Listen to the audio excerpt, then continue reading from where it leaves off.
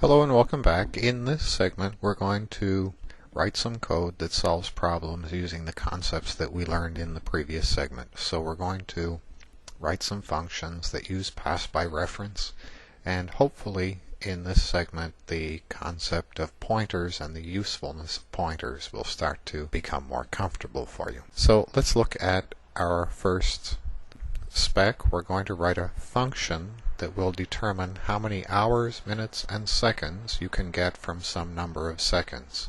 So our product in this exercise will be a function, and we'll write a main function for the purpose of testing it, passing things in and getting things out. So look at the test cases here. In the first case, we're going to, given 65 seconds, how many hours is that? How many minutes and how many seconds? Well, it's 0 hours, 1 minute, and 5 seconds. And then some larger numbers, a test case that says, given 14,617 seconds, how many hours, minutes, and seconds will that be? And it's one function that's going to provide us with those three answers: hours, minutes, and seconds. Okay, let's go to the development environment and write this piece of code. So I'm going to put a comment in here. So we're going to solve this problem. How many hours, minutes, and seconds can come from some number of seconds? And that's going to be our function that we'll write. And we're going to write the function down here using the style that we introduced in the previous segment, where we make a function prototype and then define the function at the bottom. So we're going to also be getting used to function prototypes in this case.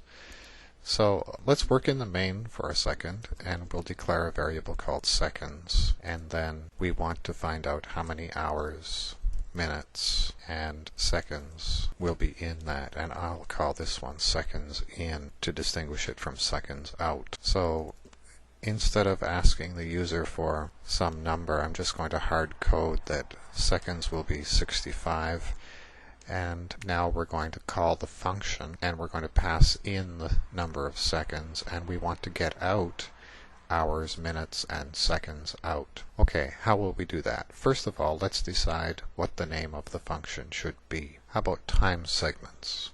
I'm not sure I really like that, but that's good for now. And we're going to pass one thing in and get three things out. Well, what will we pass in? Seconds in. And what do we want to get out? We want out the hours, the minutes, and the seconds out. And if you remember the previous segment, this will not work. This is passing information into the function. It's a pass by value. And these need to be pass by reference. So if we want this to be information coming out of the function, we can't pass an int. What we can pass is the address of the int. So it will be the job of this function call to fill in these three values. So this is information going into the function, and these three will be information coming out of the function. This function doesn't seem to return anything because we need three things back. If we only needed one value back, then we could return that one value. But we need three things back, and the only way to do that is to use pointers and to give the address of the three variables that we want filled in. Okay, given that, let's then make the function prototype. The return type will be void. You should always have a return type, even if the compiler will allow you to leave that out. You should specify that this function is not going to return anything. So the first thing, data type going in, is an int, and then the next three are int pointers. And when you make the function prototype, you're not required to put variable names here. You can if you want to, and a lot of people do for documentation purposes. I'm going to just use the data types in this example to sort of demonstrate that you don't need to be doing that. So now let's write the function definition. And the names of the parameters do not usually and are not required to match the names of the local variables in the main. So they can, and those are pretty good names. Seconds in. Now this one is going to be an int pointer. So I'm going to call it p hours, so that we'll keep that straight. It stands for pointer to hours. So we're passing in the address of the hours variable, and when we receive it, we'll call it pointer to hours, and then pointer to minutes, and pointer to seconds out. I need a little more room. Okay, now the computation. We're going to take in a number of seconds, and we're going to extract from that the number of hours, the number of minutes, and the number of seconds. Well, how many seconds are in an hour? There are 60 times 60. Okay, so we have seconds in, and we're going to divide that by 60 times 60, which is 3600. So that's the number of hours, and what will we assign that to? We want it to go into this location. So let's put p hours, and is that right? What's the data type of p hours? It's an int pointer, and this is going to be an int. So let's say what's pointed at by p hours gets this result, and that means we will be putting it in this variable here. Now let's take seconds in and subtract from it the number of hours. Now let's do it with modulus. If we take out all of the 3600s, we will have what's left over after dividing by 3600, and we can shorten that using modulus gets. So do you see what I did here? I took out all of 3600s. So we found out how many hours there were, how many groups of 3600 there were in this variable, and then we removed it from that variable, so that now we can do the same thing with minutes. How many seconds in a minute? Let's take all of the 60s, and then let's remove the 60s from seconds in using modulus gets 60, and now seconds out gets whatever is left over in the variable seconds in. And we don't need a return statement because we have a void function. Okay, I don't really know if this is going to work. I think it does. Let's look at something I did here which I'm unhappy with now. This declaration of this parameter, p hours, it's more conventional to write it this way. Remember that that space doesn't mean anything. So p hours is a local variable, and the data type of asterisk p hours is an int. The data type of p minutes is an int pointer. Do you see that those are the same kind of? What's pointed at by p hours is an int, but p hours itself is an int pointer. Where you put this space depends on how you want to think about this variable. We're using asterisk p hours, what's pointed at by p hours, as an int in this calculation. So I'm going to put the asterisk next to the variable names, and it's just a little bit easier to think about. So let's put a breakpoint here, and we're passing in 65. Well, I hope this compiles. I didn't even try it yet. And it does, so let's run to the function call, and we can see that seconds in has 65, and hours, minutes, and seconds out has some garbage in it. So we're going to step into that function. Remember that we have a step into button, which takes us into the function. And once we're in here, we can see that seconds in, this is a different variable from the one in the main function. It has the same name, but this is a local variable to this function. What is 65 divided by 3600? It is 0 in integer arithmetic. Now p hours is an address, and if we pop this open, we can see that it will show us what's pointed at by p hours, and we have a 0 in there. In these other ones, we still have the junk that was left over in that memory. If we remove from 65 all of the 3600s, we haven't changed anything because there weren't any 3600s. Now let's divide it by 60, and p minutes is 1. We have 1 minute in 65 seconds. And now let's take out all of the 60s. We have 5 seconds left over, and we'll put that 5 seconds into what's pointed at by seconds out. So when we return, what we have now in hours, minutes, and seconds are 0, 1, and 5. So this is the important thing. This function call changed these three variables, hours, minutes, and seconds, and the only way it could have done that is by using pointers. We passed in the addresses of those three variables, and we manipulated what was pointed at by those addresses. Well, let's look at it again, and instead of 65, let's put something else that we probably know. 3600 would be an hour, so let's add 3660 would be 1 minute, and then 67 would be 7 seconds. So this should be 1 hour, 1 minute, and 7 seconds. Let's compile that and run to the breakpoint. So seconds in is 3667, and hours, minutes, and seconds out has junk in it, these large negative numbers. So when we step in, I'm using F11 to step in and F10 to step over. So seconds in, here's the address of P hours. It ends in FF54. Try and remember that. When we go back, make sure that we're working with the same address. Okay, if we execute that one, we should find that hours has a 1 in it. Let's take the 3600 out of seconds in, and we have 67 seconds left. If we divide that by 60, we should get 1 minute. Take the 60s out using modulus, and now seconds in has 7 in it, and that will be the number of seconds. Okay, so as we go back to the caller, the main function, keep track of this address. FF54 is the value that was in P hours, and the address of hours, let's look in a watch window.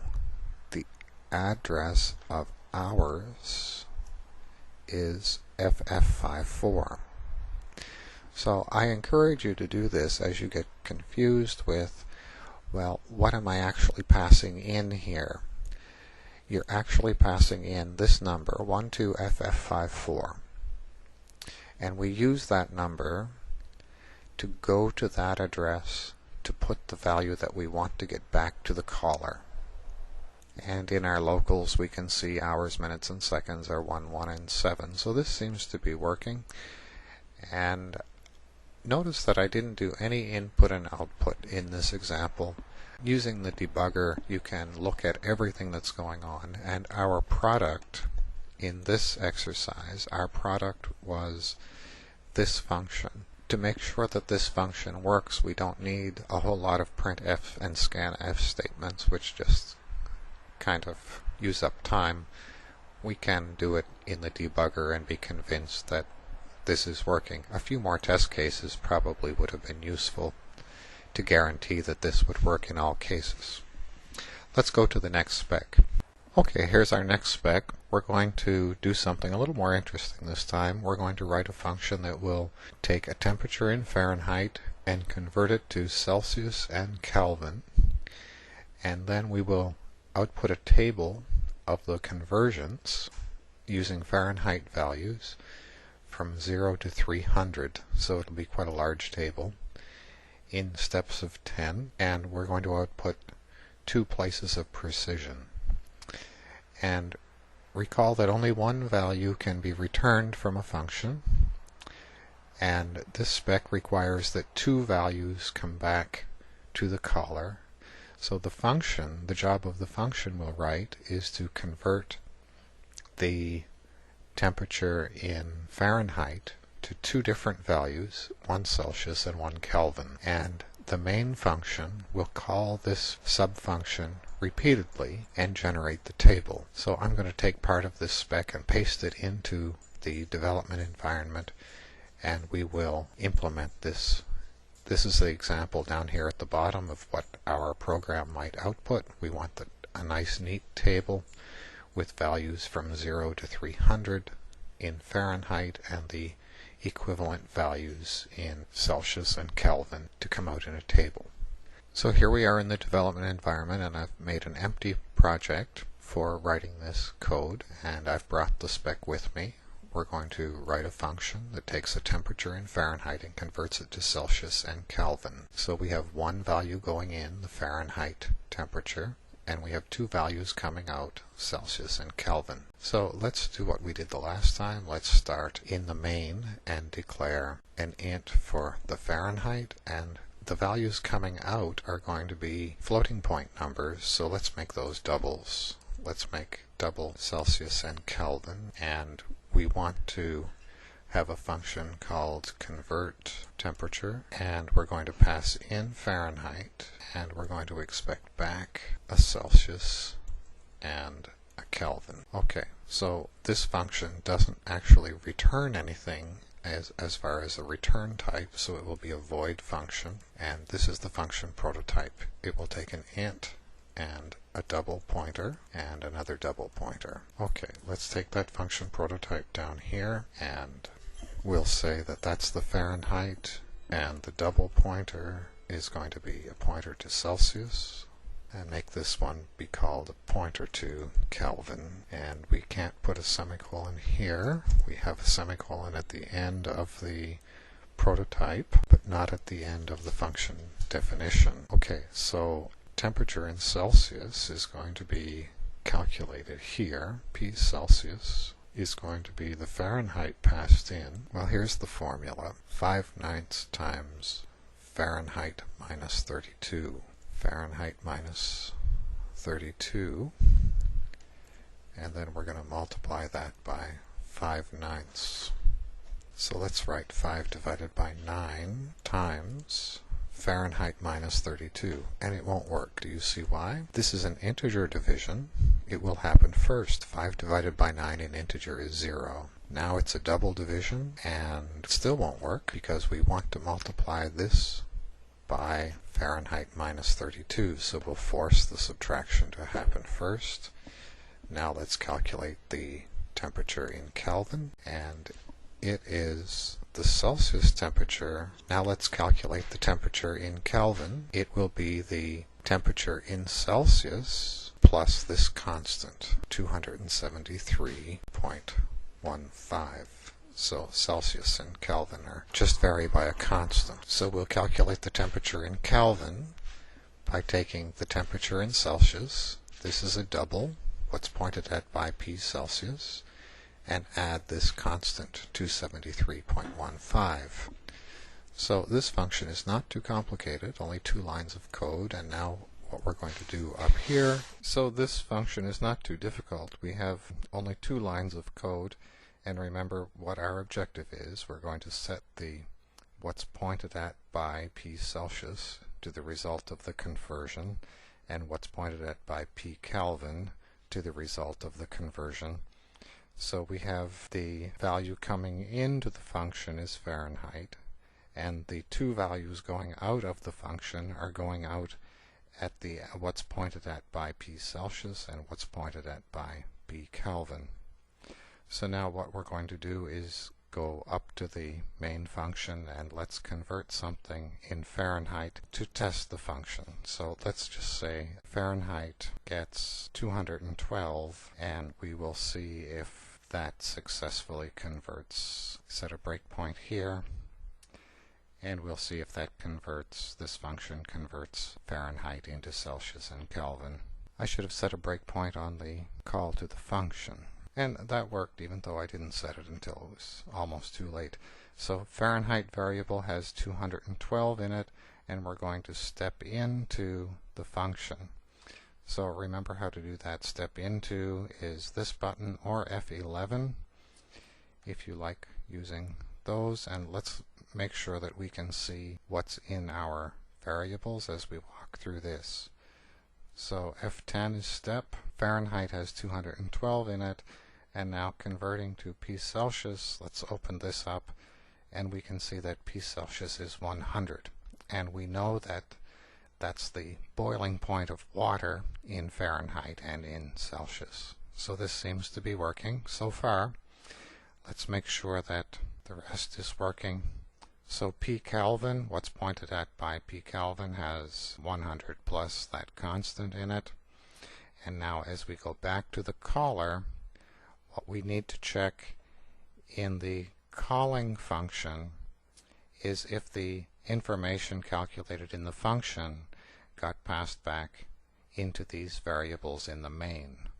So the variable Celsius now has 100, and the variable Kelvin now has this 373.15.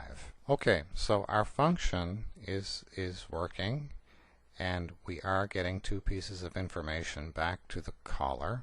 Now what we have to do to finish the spec is we're going to go and make that table. So we're going to call this function inside of a loop, making a table. First, let's put out a title for our table. We're going to output Fahrenheit temperatures and Celsius and Kelvin. Let's underline that to make it a little nicer. Now let's make a loop, and we will set the value of Fahrenheit to 0 and continue while Fahrenheit is less than or equal to 300 degrees, and each time through the loop we will add 10, and then we're going to call the conversion function. So you see what's happening each time we go through this loop. We will pass in a different value for Fahrenheit, and then when the results come back from the function, then we will put them on our table. Now I'm going to use the width specifiers, and I hope you remember how they work. So we're going to say 10 is the width specifier, and it will be right justified because there is no minus sign in that specifier. And then we'll say percent 10.2 LF for the Celsius one, and percent 10.2 LF for the Kelvin one, and go to a new line each time. Okay, I think that will do something similar to what we want it to do, and then we can go back and fix it if it's not exactly what we want. So I'm going to just bravely turn off the breakpoint and see what this does if we compile and run. Okay, there were no compile errors, so it is going to run and do something. Wow, that doesn't seem to be what we wanted at all. So we have some bugs.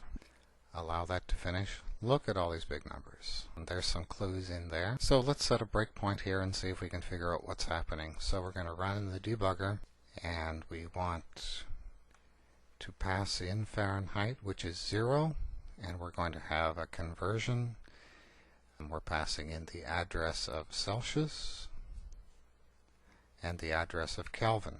So let's step in to the function and see if we got the values that we want in here. So Fahrenheit is 0. What's pointed at by P Celsius is minus 17.78, and then calculate the Kelvin. Those numbers are, without checking them with a calculator, seem reasonable. So now when we go back, we have the numbers that we want to put on the table, but we're not doing it correctly. Okay, so here's the bug. It's not as difficult as I thought. It was just difficult to see since I typed it, and I assume that everything I type is correct. We forgot to put the Fahrenheit variable on the table to match this format specifier, and then the two double values, which were calculated correctly and just not output correctly. Okay, let's stop this and bravely run without the debugger this time and see what happens.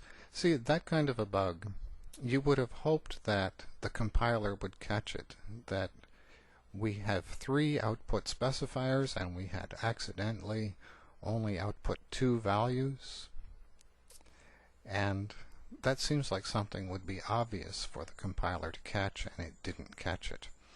So let's see if our table seems to be making sense. With widths of 10 for each column, we have these values expressed in Celsius and Kelvin. Try something kind of seat of the pants.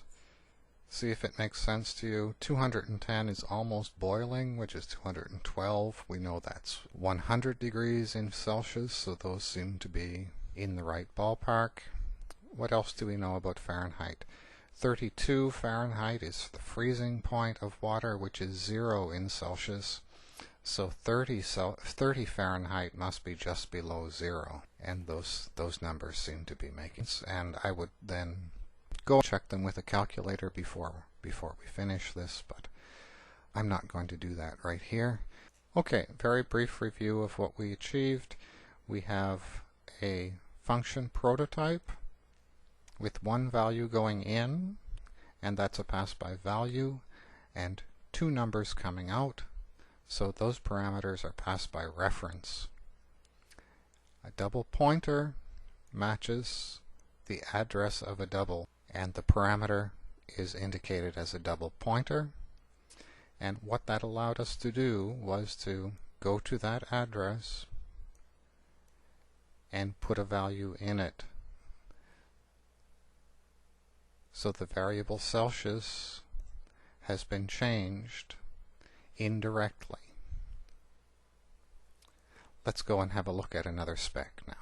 Okay, one more spec now. We're going to write a function that calculates how many quarters, dimes, and nickels and pennies can be made from some number of cents.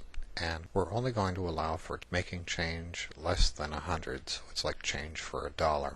So here's the test case that will help you understand it. If we had to count out 32 cents, we would probably count out 1 quarter, 1 nickels, and 2 pennies to make 32 cents. So we're going to write a function called makeChange, and the input will be how much change we have, and the output will be quarters, dimes, nickels, and pennies. Let's go into the development environment and start solving this problem. So the first thing that we're going to do is we have an int variable called change, and we can for now just hard code in some number that will be the test case to see if our function works, and then we will declare the variables quarters, dimes, nickels, and pennies, and now call the function makeChange. We're going to pass by value change, and then we're going to expect back quarters, dimes, nickels, and pennies. Let's make the function prototype. It takes an int and 4 int pointers. And I'm going to leave the rest of this as an exercise for you.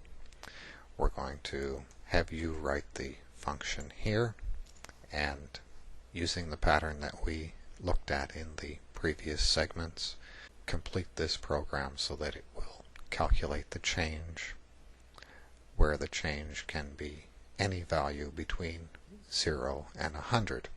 Remember that you should give the optimum change, meaning the change of 32 cents would not be 32 pennies. It really has to be the maximum number of quarters first, and then the maximum number of dimes, nickels, and then the leftover will be the pennies.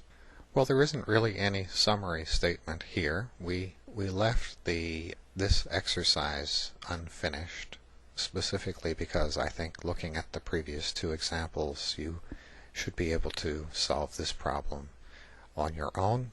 And what I would like you to do is to, if you're finding this difficult, working with pointers, to consider going back to the short segment where we introduced pointers. And now that you see them in use, it might be a good idea to go back and look at the original description of the ampersand operator and the asterisk operator, the address of and the what's pointed at by operators, or the dereference operator.